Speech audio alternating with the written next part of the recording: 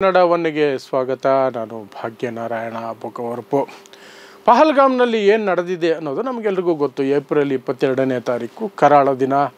ಅಲ್ಲಿ ಒಂದಷ್ಟು ಉಗ್ರವಾದಿಗಳು ನಿರ್ದಯವಾಗಿ 27 ಜನರನ್ನು ಗುಂಡಿಟ್ಟು ಕೊಂದಿದ್ದಾರೆ.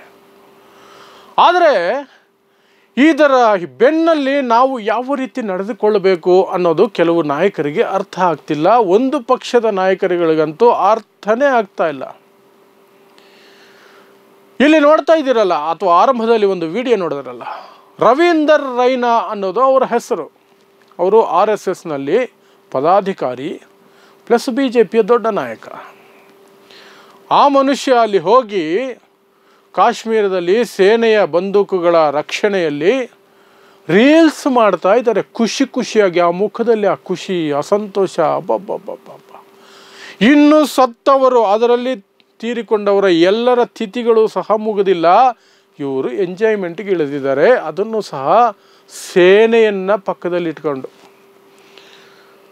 ಇಷ್ಟು ರಕ್ಷಣೆಯ ಅವತ್ತು ಬೈಸಾರನ್ ಪ್ರದೇಶದಲ್ಲಿ ಪಹಲ್ಗಾಮ್ನಲ್ಲಿ ಇದ್ದಿದ್ರೆ ಒಬ್ಬ ಉಗ್ರ ಒಂದು ಹೆಜ್ಜೆ ಇಡೋದಕ್ಕೆ ಆಗ್ತಿರ್ಲಿಲ್ಲ, ಅವತ್ತಿರಲಿಲ್ಲ. ಇವತ್ತು ಈ BJP ನಾಯಕರು ಈ ರೀತಿ ಬಳಸ್ಕೊಳ್ತಿದ್ದಾರೆ, RSS ನಾಯಕರು ಈ ರೀತಿ ಬಳಸ್ಕೊಳ್ತಿದ್ದಾರೆ. ಅವರ ಮುಖದಲ್ಲಿನ ಖುಷಿ ಹೇಗಿದೆ ಅಂದರೆ ಏನೋ ದೊಡ್ಡ ಸಂತೋಷದ ಕ್ಷಣಗಳನ್ನು ಅನುಭವಿಸ್ತಾ ಇದ್ದಾರೆ. ಅಲ್ಲಿ ಆಗಿರುವ ಸಾವುಗಳ ಬಗ್ಗೆ ದುಗಡನೇ ಇಲ್ಲ, ಇರೋದು ಇಲ್ಲ ಸಹ. ಆದರೆ ಒಂದು ಪ್ರಶ್ನೆ ನೀವು ಕೇಳ್ಕೊಳ್ಳಿ, ನಿಮ್ಮನ್ನು ನೀವೇ. ಆ ನಂತರ ಸರ್ಕಾರವನ್ನು ಕೇಳಿ, ಮೋದಿ ಸರ್ಕಾರವನ್ನು ಕೇಳಿ.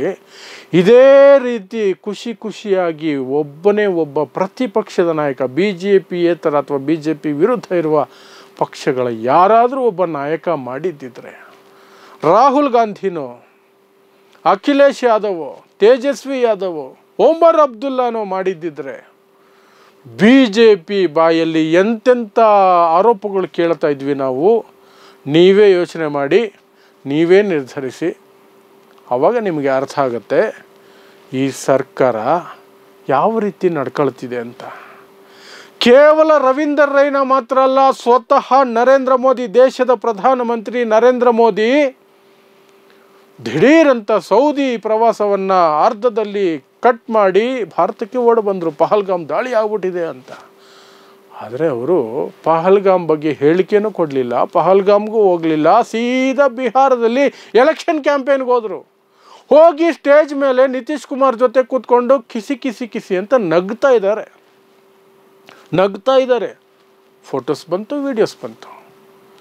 ಏನು ಪಹಲ್ಗಾಮ್ ದಾಳಿ ನಡೆದು ಇನ್ನೂ 48 hours ಆಗಿರಲಿಲ್ಲ ಆಗ, ಆ ಸಂದರ್ಭದಲ್ಲಿ.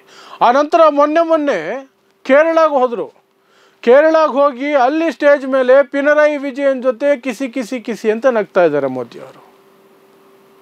ಅಟ್ಲೀಸ್ಟ್ ಕ್ಯಾಮ್ರಾ ಕಣ್ಣುಗಳ ಮುಂದೆ ಆದರೂ ತಮ್ಮ ಮುಖದಲ್ಲಿ ಒಂದು ಛಾಯೆ ಮೂಡಿಸ್ಕೋಬೇಕಲ್ವ. ಇಡೀ ದೇಶ ಶೋಕದಲ್ಲಿದೆ.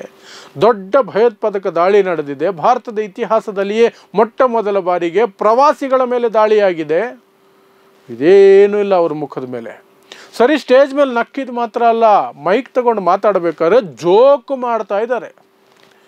ವೇದಿಕೆ ಮೇಲೆ ಶಶಿ ತರೂರ್, ಕಾಂಗ್ರೆಸ್ ನಾಯಕ ಶಶಿ ತರೂರ್ ಇದ್ರಲ್ಲ, ಅದಕ್ಕೆ ಮೋದಿಯವರು ಜೋಕ್.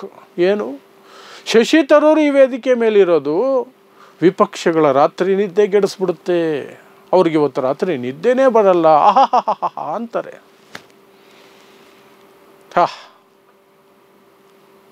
ಕ್ಯಾ ಸೀನ್ ಹೇ, ಮೋದಿಯವರ ಡೈಲಾಗೇ ಇದು. ಕ್ಯಾ ಸೀನ್ ಹೇ. ಪಹಲ್ಗಾಮ್ನಲ್ಲಿ ನಡೆದಿರೋ ದಾಳಿನ ಮಾಸೋದಕ್ಕೆ ಮುನ್ನಾನೇ ನಾವು ಒಂದು ಕ್ರಮ, ಅವರ ವಿರುದ್ಧ ಆ ದಾಳಿಕೋರರನ್ನು ಹಿಡಿಯೋದಕ್ಕೆ ಇನ್ನೂ ಸಾಧ್ಯ ಆಗಿಲ್ಲ. ಒಂದಷ್ಟು ಜನರ ವಿರುದ್ಧ ಕಾರ್ಯಾಚರಣೆಗಳು ನಡೀತಾ ಇದೆ. ಅವರನ್ನು ಹಿಡಿಬೇಕು, ಕೊಲ್ಲಬೇಕು, ನೇಣಿಗಾಕಬೇಕಾ, ಏನೋ ಒಂದು ಆಗಬೇಕು. ಅದೇನೂ ನಡೆದಿಲ್ಲ. ಶೋಕ ಇದೆ ಆ ಸತ್ತವರ ಮನೆಗಳಲ್ಲಿ. ತಿಥಿಗಳು ಸಹ ಕಂಪ್ಲೀಟ್ ಆಗಿಲ್ಲ. ಅಷ್ಟರೊಳಗಡೆ BJPಯವರು ಇಷ್ಟೆಲ್ಲ, ಇನ್ಕ್ಲೂಡಿಂಗ್ ದ ಪ್ರೈಮ್ ಮಿನಿಸ್ಟರ್. ಈ ರವೀಂದರ್ ರೈನಾ ಅನ್ನುವಂಥವ್ರು ಮಾತ್ರ ಸೂಪರ್ ರೀಲ್ಸ್ ಮಾಡ್ತಾ ಇದ್ದಾರೆ. ಎಲ್ಲೋಗಿ ಆರ್ಮಿಯವರನ್ನು ರಕ್ಷಣೆಗೆ ಇಟ್ಕೊಂಡು ಖುಷಿಯಾಗಿ ಓಡ್ತಾರೆ, ನಗ್ತಾರೆ. ಅಬ್ಬಬ್ಬಬ್ಬಬ್ಬಬ್ಬ. ಹೊಸದಾಗಿ ಹನಿಮೂನ್ಗೆ ಹೋದಂಗೆ ಹೋಗಿದ್ದಾರೆ. ಹನಿಮೂನ್ಗಿಂತ ಜಾಸ್ತಿ ಖುಷಿಯಾಗಿದ್ದಾರೆ ಪಾಪ. ಇಷ್ಟೇ. ಇವರ ಮನಸ್ಥಿತಿಗಳನ್ನು ಅರ್ಥ ಮಾಡ್ಕೊಳ್ಳೋದಕ್ಕೆ ನಮಗಿಷ್ಟೇ ಸಾಕು ಅಂತ ನಾನು ಹೇಳ್ತೀನಿ. ಮುಂದಕ್ಕೆ ಏನು ಹೇಳೋಕ್ಕೆ ಹೋಗೋದಿಲ್ಲ. ಯಾಕೆಂದರೆ ಭಾರತ ಪಾಕಿಸ್ತಾನದ ನಡುವೆ ಯುದ್ಧದ ವಾತಾವರಣ ಇರೋದ್ರಿಂದ ನಾವೆಲ್ಲರೂ ಸಹ ಆಂತರಿಕ ಕಚ್ಚಾಟವನ್ನು ಪಕ್ಕಕ್ಕಿಡಬೇಕು. ಆದರೆ ಕೆಲವು ವಿಚಾರಗಳನ್ನು ಚರ್ಚೆ ಮಾಡಲೇಬೇಕಾಗತ್ತೆ. ಇಂತಹ ವಿಚಾರಗಳನ್ನು ಚರ್ಚೆ ಮಾಡಲೇಬೇಕಾಗತ್ತೆ. ಇದರ ಬಗ್ಗೆ ವಿಪಕ್ಷಗಳು ಈಗ ಕೆಂಡಾಮಂಡಲ ಆಗಿ ಎಲ್ಲರೂ ಪ್ರಶ್ನೆ ಮಾಡ್ತಿದ್ದಾರೆ, ಏನ್ರಿ ನಡೀತಾ ಇದೆ ಇಲ್ಲಿ? ಹ್ಯಾಪಿ ಟೂರಿಸಮ್ ರೀಲ್ಸ್ ಮಾಡಿಕೊಂಡು ಮಜಾ ಮಾಡ್ತಾ ಇದ್ದೀರಾ?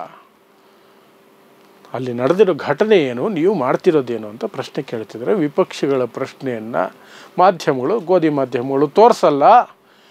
ಈ ಗರ್ವಭರಿತವಾದಂತಹ ಒಂದು ಸರ್ಕಾರ ಇದೆಯಲ್ಲ, ಈ ಸರ್ಕಾರ ಉತ್ತರ ಕೊಡಲ್ಲ.